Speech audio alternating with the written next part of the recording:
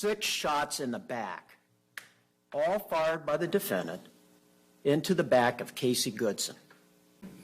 I saw CJ laying on the floor on his stomach.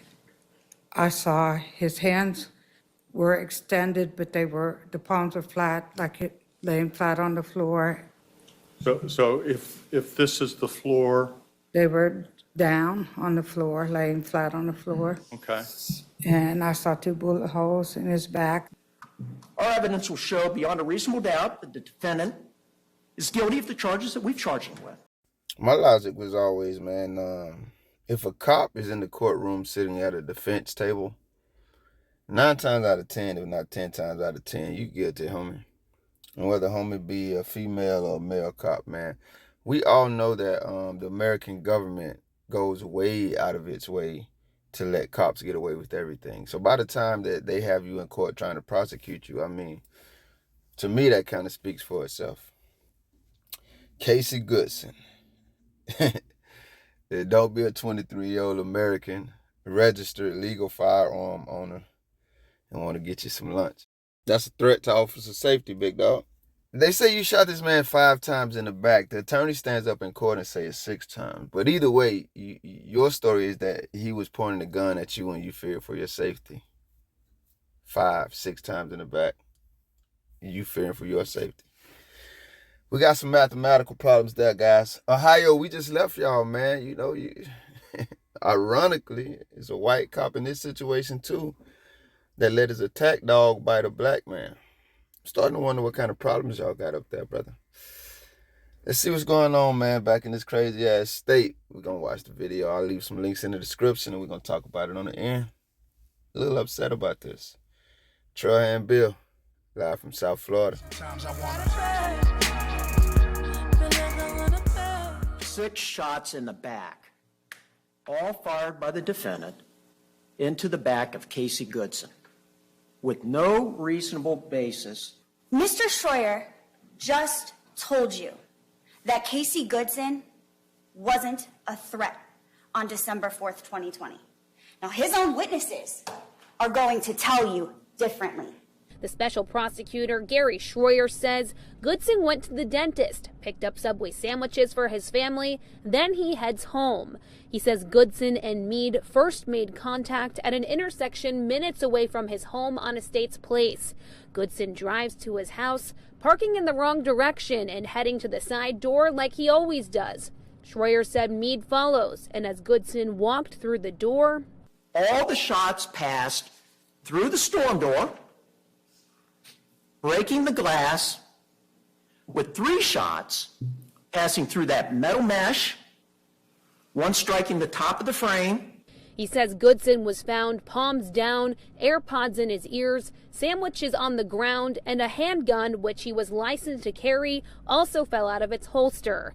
Defense attorney Caitlin Stevens says Meade has a different account of this day. She says he was on a separate mission with the U.S. Marshals in the area when he saw Goodson waving his gun around in the car.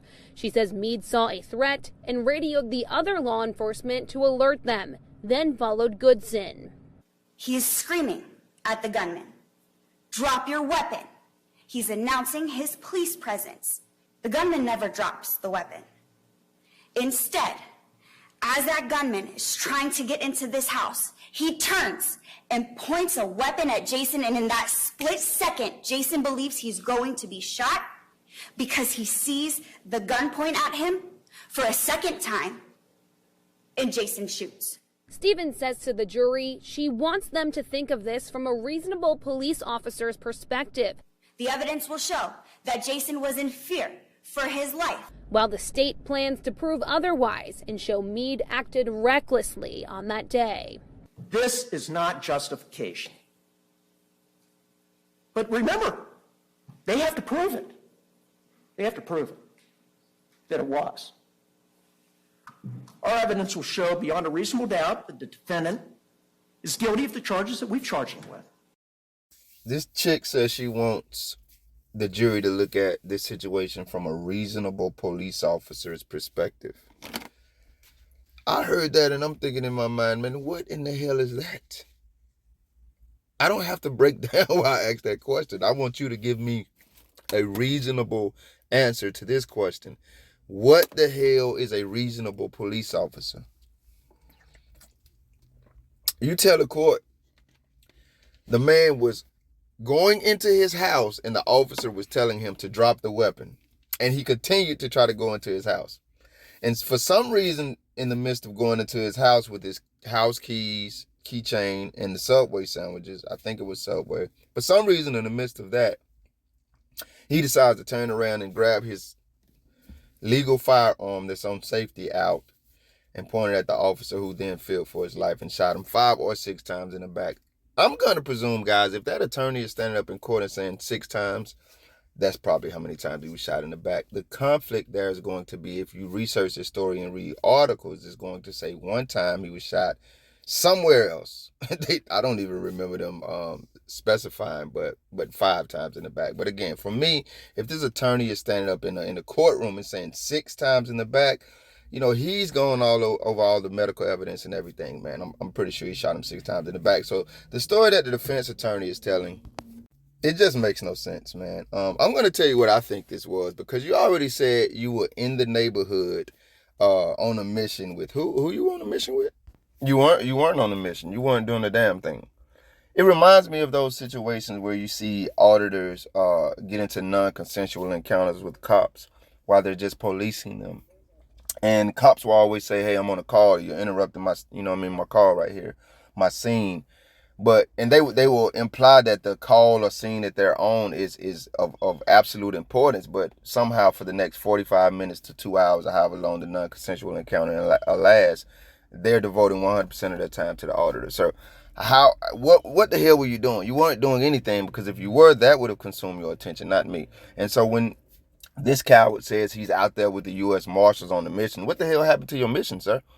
Because not only did you abort it, according to the the reporter, you called your partners and told them to abort it too. Because we know damn well you wasn't going over there alone. Y'all cowards scared to go to the bathroom unless you got 10 partners with you. So I will say this, guys. Number one, the good news is that this trial, if you're interested in it, you can watch it. It's on YouTube. I didn't watch it. I probably won't. But while researching this case, I found that the trial is on YouTube. So the prosecutor did say that the defense attorney did say that the state's own witnesses would say that this gentleman was dangerous, and that's why I mentioned the trial. I would be interested in knowing what she meant by that, and if she was just fabricating, exaggerating, or if there was something credible that witnesses had to say about this young man and his person. Now, I'm going to tell you with this situation, what I think it was. I don't think the young man was a danger at all. I don't even think that young man very well may have known that he was about to be murdered. They said he had his AirPods in his ear. I hate when y'all wear them damn things everywhere. I'm talking about literally, you see people coming out the shower with AirPods. What the hell are you doing? Now, I'm exaggerating, but you get my point. So I think this young man was more than likely listening to his music. I would love to know if it was illegal, if you're a legal firearm owner in Ohio, if it's illegal to be, just have your gun out in your car. Because when you say waving it, that's going to be up to interpretation. And obviously, when it comes to who gets the benefit of the doubt, it's always going to be these DTs. But since we have the case of the missing body camera, we can't even determine whose interpretation of waving we're using now, right? So then you follow this guy to his house, and 9 times out of 10, he's listening to the music while he's doing his regular routine, parking wrong and all that they felt like it was necessary to highlight, gets out of his car. I mean, damn, he just came from the dentist, he got something to eat. What mood are you in when you're in that mood, that mode? And 9 times out of 10, these control freak cops, they think they're the only ones who's supposed to have weapons. I'm getting upset saying this. They think everybody is supposed to obey their unlawful commands. The foreigners who I was watching one of the videos, I mentioned this in the previous videos, they were saying that that's one problem American cops have. Foreigners even recognize this. They never investigate. You run up to a scene, weapons drawn, and say you're scared, and you start shooting. And I mean, you murder an American, you shoot him 6 times in the back, and this is the insult, guys. This is the fucking insult. And I'm gonna tell you, this is the main reason I wanted to hear. I'm sorry, I gotta get my water. This is the main reason I wanted to hear this speculative assertion that the defense counsel made about the state's witnesses attesting to the fact that this young gentleman, Casey Goodson, was dangerous, or somehow I don't know what she was trying to say. But that's why I said I wanted to hear that. I didn't care that she was making the assertion. That didn't mean a damn thing to me. She's a defense counsel. Whether those people are defending cops, guilty people, they're going to say what the hell ever they need to say, just like the prosecution team. Now, I'm not saying that every attorney is immoral, but I'm just saying a lot of them, because, you know, they go say whatever they need to say to defend their client or to try to prosecute the accused. So when she says it means nothing to me. You know what I mean? I'm pretty sure she got that from him or somebody concocted a story. They felt like it would go, and then they brought it to court. That's not what stands out to me. I'm wondering what the hell, and if it's this assertion that she's making about what these witnesses are going to say, is that what the jury heard to make some of them not be able to find this coward-ass domestic terrorist guilty? Because everything else about the circumstances that we've heard in these videos, which is a cumulative breakdown of what happened this tragic day, I don't think I've heard anything. Have you heard anything to make you believe that this young man, 23-year-old, just trying to eat me a Subway sandwich after my dentist appointment, listening to my music or whatever I'm listening to on my iPods? Did y'all see anything that would make you reasonably believe that he wasn't gunned down in cold blood? I didn't.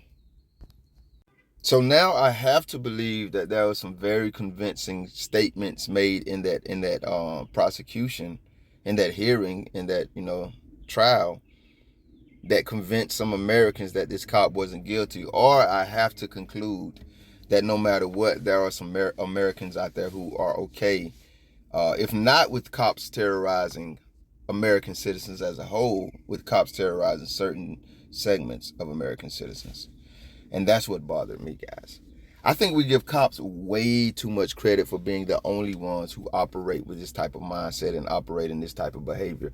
A man was just arrested, guys. I don't remember where he was from, and I ain't going to try to, for trying to start a race war. The feds have been investigating him for years, and they finally went ahead and arrested him. A guy just murdered. And man, I don't even want to say this. This is so heartbreaking, family. And I think they said it was his ex-girlfriend. Y'all probably heard about this. Some of you, he murdered a woman and one of her babies, man. And they saying that it might be some ST involved. I don't want to say that. I didn't YouTube them, turn me into one of them people. I don't even want to say certain words, but you know, the illegal activity that you do to people. They would say some cages found. I think even one of the little babies, the only little baby that was found alive, was in a cage or something like that, guys. So I'm just saying that we could go on and we can go on and we can go on and we can go on. And there's people from every race, creed, and culture. So it's not that just cops are like this or just cops are okay with this type of behavior or that just cops have evil hearts. That's not it. It's all, it's humanity. We're rife with it. We could talk about my Christianity there, but I won't. But if I feel like it, I will if it comes back up. Because honestly, that is the only hero we have. That is the only rescuer we have. For me, it is Christ. And I realize some of you who listen to my videos think that makes me a fool. That's not news to me. He told me that's how you would feel about me. That's no insult to me, sir. I'm more concerned about you than how you feel about me, ma'am. You know? But I'm thinking these thoughts and I'm thinking together like, okay, cool. It's not just cops, right? And I'm going to talk about why we highlight it more with cops and government agents, these DTs. It's everybody, it's humanity, not everybody in humanity, but I'm saying everybody, every people group from humanity contributes to this type of behavior. But at the same time, there's a reverse, there's the other side of that coin too. Every people group from humanity contributes to people who staunchly stand against this type of behavior. Every people group from humanity contributes to people who staunchly stand against cops behaving like this. But I don't think there will ever be an uprising, and that's what made me have the thought about my hero and our hero and the only hero we can ever have or depend on or lean toward to be rescued from this type of domestic terrorism or anything that we, face in life. Because there's not enough people who are willing to stand up and say, yo, all right, if it's war, let's war. They kind of have me, I don't know, I ain't gonna say shadow ban. I'm not in the algorithm as much on YouTube, but if I posted the same video about those the New Mexico domestic terrorists opening fire in that neighborhood, I posted it on TikTok, on my TikTok. Damn, man, same thing. And the people in the comments are going crazy, and this is why I'm always bringing up the humanity part. A lot of people are saying, let's start doing it back. Let's start leaving them where they're leaving our bodies. Let's leave them face down with their AirPods and a Subway sandwich in their keys and a gun that falls out of a holster on safety, bleeding to death in their loved one's house, and see how it feels, right? And I'm saying that to say a lot of Americans feel like that about these domestic terrorists that you blind blue line backers love. People are ready to do to them. I mean, a lot of people from every race, creed, and culture. But what I submit is my thought process and logic is I don't think when I survey the landscape, there are enough people actually ready to engage in that type of behavior. Most people I think are so content like with the terrorism that they face that it's like, yo, I can deal with that. I can navigate that without it upsetting my life too much. And they're not going to want to rail against it no matter how they choose to until it actually crushes their life or the life of someone they love. While you got other people that's like, no, I see what's happening and I see what could happen. And that's like I'm ready right now. You know what I mean? But we're not ever going to have that amount of people to go to, you know what I mean? You know what I mean? So we got to find another way to do it, guys. And then that just goes back to me, to talking about why we highlight these type of incidences. This is our way to war back. Why we try to keep these cops in the spotlight where they need to be. We don't sweep it under the rug. And even Americans who support them, guys, you can't tell me, you know what I mean? Because I invited, you know, some of the cop lovers to, and I still do, some of you know what I mean? You reasonable ones. But you blind ones, we have nothing to talk about, man. You will literally not only help these people murder me, you would definitely let them murder me. Murder. This is not a small conversation. What we got to talk about? Nothing. I pray for you. I genuinely do. But what do we have to talk about? You're trying to kill me. We're not friends on any levels. I don't play those type of games, and I've never been good at pretending.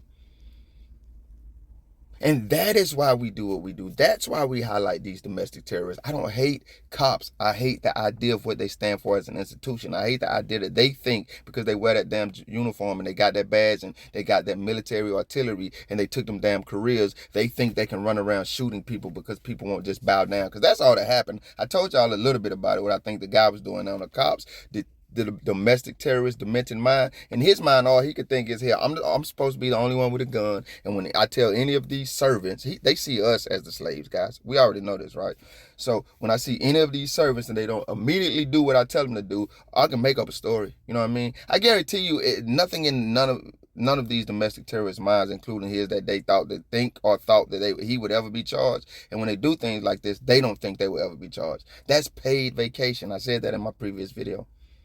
It's in their SOP. If you do this, you can go home and still get paid, and very probably get a crowdfunded account with hundreds of thousands of dollars in it. Who in the hell in their demented mind wouldn't take that? We see a lot of them do it every day. That's why they do it. I'm not even saying half the stuff I want to say about this video, because if I do, it's going to come off wrong, because even us, sometimes we only think from our vantage point. We never step inside the vantage point of the shoes of someone walking over the bloody body of their loved ones who was just walking in a house with Subway sandwiches. Until that happens to us, we don't really respect how people could and do respond to these circumstances. But then when it happens to us, we want everybody to not only respect how we do respond, we want everybody to rally with us. I'm not that type of person, guys. I've never had to be in a precarious situation to resonate with and be ready to defend and go to war with those that are unfairly. I don't like bullies. And when I look at this toned down ass, powered down cop sitting there at the defense counsel and he's sitting there in his book, now you humble as hell. You should have been humble when you was shooting that young man 6 times in his back. And even if it was only 5, you coward. Oh, man. A DT was ambushed somewhere. He was black too. Rest in peace to you, big dog. I don't want that to happen to nobody. Not even these terrorists. If you die in war, you die in war. Especially if it's a war that you started. But just being senselessly gunned down and murdered, violence, I'm not with none of that. Taking out on no human being. I don't move like that. But this DT, and he's deceased, but if you work for these cowards, you're a DT. This DT was ambushed and murdered, and you know they're going crazy. I don't remember where it was at, Louisiana, Kentucky, North Carolina, somewhere. But again, rest in peace to him. I'm not trying to be callous and disrespectful, but they're going crazy, you know, memorializing him. They're having all kind of events and services and et cetera, et cetera. And I say this right here, they won't even get on TV and say, you know what? In situations like what they did, murdered Casey with 6 shots to the back, they won't even get on TV and say, you know what, no matter how, you know, this plays out, this is an unfortunate situation that we would have never wanted to happen. Even if it was his fault. Like, I'm not saying, I'm personally, not me, not Trailhand, I'm not saying it was Casey's fault. Hell no, he got murdered by a damn terrorist that probably need to eat from that same plate if you ask some of us. I don't know. But what I'm saying is, if in their minds, they could come out and say, even though we do believe that it was his actions that escalated this situation, for us, it's still a sad thing, because we never want to end up in these situations with the citizens we serve. These cowards don't think like that. They think we say something, you do it, you don't, we shoot you in the back. And if you're okay with that being done to anybody, if you're okay with looking past that being done to anybody, well, no matter what it is, because we have people that do this to people. I'm going to end this video talking about why it's so upsetting that cops do it. But if you're ever okay with this type of behavior being carried out and anyone being treated like this, you and I have nothing in common besides the fact that we're sent for human beings. I don't think like that. I'm ready to go to war with those people to rescue them, even if they survive and I lose my life. I don't like bullies. I don't have anything to, I'm being honest with you. I'm not going to look at it and see it and watch it and walk away because it's not me or someone I love. It's not a lot to say, guys. 1 + 1 = 2. We, collectively as Americans, we held these people from our coward-ass president and everybody. Hey, look at our great men and women in blue. We really don't give a fuck about them, but y'all do. You see what I'm saying? So I try to be humble and say we. But I'm talking about us collectively. We just celebrate these Negroes. I'm telling you, it don't matter what race, creed, or culture they're from. It could be their very first day in training academy. These Negroes ain't done a damn thing. They ain't even tied their boots all the way up yet. And we already labeling them heroes, American heroes. No, they ain't. Some of them get arrested for the most heinous crimes that some of them have committed them before they joined the damn police department, the domestic terrorist gang banging culture. Y'all was that before y'all joined that. And then we find out later. We find out later that you had actually been a damn murderous, violent criminal. But then some of you become that as you're involved and committed to that gang. So ain't no way in hell that you're a hero just because you joined it. It doesn't work like that. But that's how y'all celebrate them. And 1 + 1 = 2. To whom much is given, much is required. With great celebration comes great accountability. Therefore, when you in those situations, yes, you should be held to a higher standard. And when you keep fucking up and you keep fucking up and you keep fucking up, and you got a history of terrorizing certain people, and that history is now blooming to just a whole damn American public, yeah, we need to highlight your ass, even above the people who commit these acts that don't have the career that you have, because you're supposed to be the civic gatekeeper. You're the one that gets celebrated for that, even when you ain't gatekeep shit, even when you've done the exact opposite. Once again, you get guns. You get these military grade weaponry to ride through our damn community, smiling at our kids like you some good guy. I much more prefer the rhetoric that I got on that damn TikTok thread when I posted it. I'm telling you, because I'm just like that. I'm not a fan of watching y'all gun people, loved ones down, and then get on TV and act like you some type of damn victim. You need to be victimized, motherfucker. That's how I be feeling sometimes. I want to purge. But then I power down, guys. I do. Because I could crash out, and no matter how I feel and how much I mean what I say, I'm only one person. They will wipe me out in a second. But you know what they can't necessarily wipe out in a second? Number one, what God has planned, which way they will be accountable. We all will. And number two, they can't stop us from using our voices. They can't stop us, even if they stop me, even if they stop the next man, even if they stop your favorite auditor or your favorite champion or your favorite rebellion, whoever, they can't stop us. And that's why we do these videos, to highlight these terrorists. Rest in peace to Casey Goodson. I'm praying for his family, guys. I found out there's a little conflicting information. That's why I said I'm going to leave links in the comments. This guy's supposed to be back on trial October the 31st this year. That was an article posted from January of this year. So we'll see. I'm very interested in what those jurors heard that made them, not be able to decide he was guilty. That's how they got to a mistrial, because they couldn't come to a consensus. I would love to know what they heard, because if all they heard is what we heard, then some of those jurors are also domestic terrorists. Y'all be safe. Palms are flat, like it laying flat on the floor.